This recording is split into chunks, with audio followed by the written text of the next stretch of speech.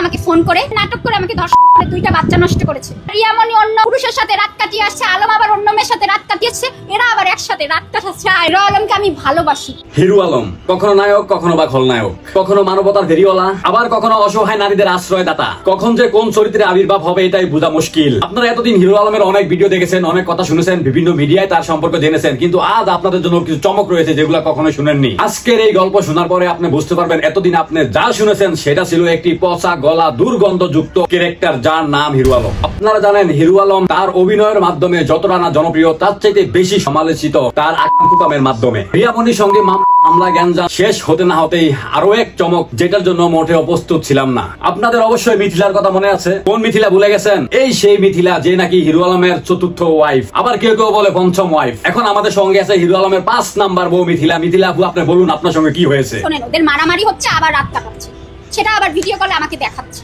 তারা রোমান্স করছে, সেটা আলম আর রিয়া। আচ্ছা আপু, আপনি এটা বলেন হিরো আলমের আপনি কি হন? হিরো আলমের হচ্ছে ধর্ষিতা নারী। আপনি কি হিরো আলমকে সত্যি সত্যি ভালোবাসেন? ভালোবাসাটা পবিত্র। আমি কোরআন ছুঁয়ে বলবো, আমি মসজিদে দাঁড়ায় বলবো। রিয়ামণি বলুক তো। আচ্ছা এটা বলেন, বিয়ের আগে আপনার সাথে কি হয়েছে? আমাকে ধর্ষণ 2টা বাচ্চা নষ্ট করেছে, 2টা বাচ্চা। আপনি যেটা বলেছেন সেটা কি সত্যি? আমি বলছি সত্যি কথা। তো এটার জন্য কি আপনি কোনো পদক্ষেপ নেন নাই? আল্লাহ, আমি মামলাটা কি মিথ্যা করেছি? আমি তো কোর্টেও করেছি যে মৌলবীটাকে বিয়ে করেছি, সেই হিসাবে বউ। তাহলে আপনি জেনে শুনে কেন রিয়ামণির হাজবেন্ডকে বিয়ে করতে গেলেন? আমি কোন রিয়ামণির হাজবেন্ডকে বিয়েই তো করি না।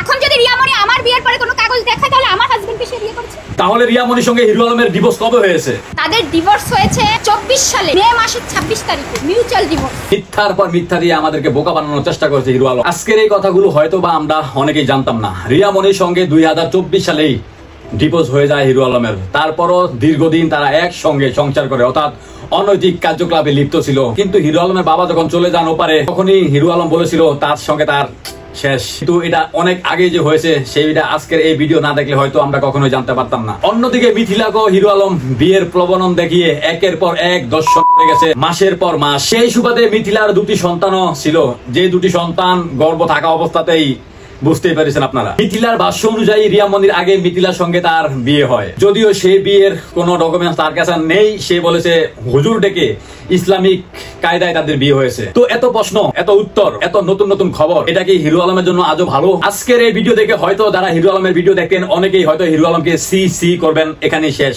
কিন্তু আপনার বাড়ির আশেপাশে যদি কোনো একটা কুকুর মারা যায়, কিছুদিন পরে এই কুকুর যখন পচতে শুরু করবে, তার যে পচা দুর্গন্ধ সমাজের আনাচে কানাচে ছড়িয়ে পড়বে, এই দুর্গন্ধ কিভাবে সমাজ থেকে রুখতে হবে আমরা কেউ কিন্তু সেই চিন্তা কখনোই করি না। অর্থাৎ এই হিরো আলমরা হচ্ছে এই সমাজের পচা দুর্গন্ধযুক্ত ডাস্টবিন। হিরো আলম, রিয়ামণি আর মিথিলা যাই বলেন, আসলে এরা কেউ ভালো নয়। একই অন্যের উপরে দোষ চাপিয়ে এরা প্রতিনিয়ত আমাদেরকে ধোঁকা দিয়ে যাচ্ছে, আর অনলাইন থেকে কামিয়ে নিচ্ছে হাজার হাজার ডলার কামানো, আয় করা, বাংলাদেশের রেমিটেন্স আনা, এটা কোনোটাই অপরাধ না। অপরাধ হয় যখনই একটা মানুষ বিভিন্ন চরিত্রে বিভিন্ন ক্যারেক্টারে অভিনয় করতে গিয়ে সমাজের ভিতরে পচা দুর্গন্ধ যুক্ত আবর্জনা ছড়িয়ে দেয়, আর দিন শেষে সেই আবর্জনা আমার, আপনার বা আমাদের সন্তানের উপরে এফেক্ট করে। তো আসুন ভাই, এই সমাজকে পরিবর্তন করার এখনই সুযোগ। এই সমস্ত দুর্গন্ধ যুক্ত আবর্জনাকে এখনই রুখে দিতে হবে। আমি হয়তো এখানে বসে সারাদিন এইভাবে ভিডিও বানিয়ে যাব, আপনারা সেটা শুনবেন, লাইক করবেন, কমেন্ট করবেন, শেয়ার করবেন, কিন্তু এতে কি হবে? ফলাফল জিরো। এদেরকে রুখতে হলে এদের কোনো কথাই কানে নেওয়া যাবে না। আপনারা যেভাবে এদেরকে ভালোবেসে বুকে আঁকড়ে নিয়েছেন, ঠিক সেভাবে বুক থেকে এদেরকে ছুড়ে দিতে হবে। তারপরে হয়তো দেখবেন এক সময় এরা এমনিতেই ঝরে যাবে। আর তখন যদি এই সমাজ পচা বাসি দুর্গন্ধযুক্ত মুক্ত হয়।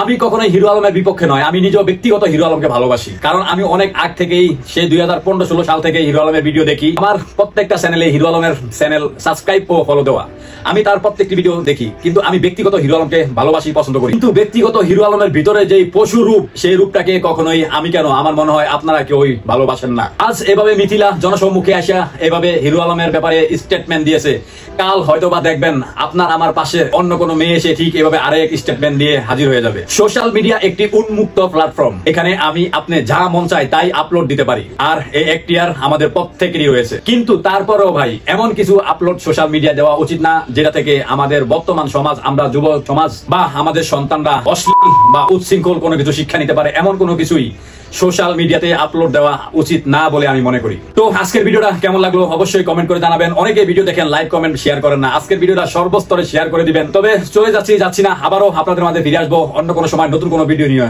আমার শরীর, আমার কথা শুনে বুঝতে পারছেন আমার শরীরটা খুবই খারাপ। তারপরেও আপনাদের মধ্যে একটি ভিডিও নিয়ে আজকে আসলাম। তো ভিডিওটি কেমন লাগলো অবশ্যই আপনারা কমেন্ট করে জানাবেন, আর ভিডিওটি বেশি বেশি শেয়ার করে দিবেন। তবে চলে যাচ্ছি না, আবারও ফিরে আসবো আপনাদের মাঝে অন্য কোনো সময় নতুন কোনো ভিডিও নিয়ে। সেই পর্যন্ত ভালো থাকবেন, ভালো রাখবেন। বরাবরের মতো কথা একটাই, ফ্যামিলির খবর রাখবেন। আল্লাহ হাফেজ।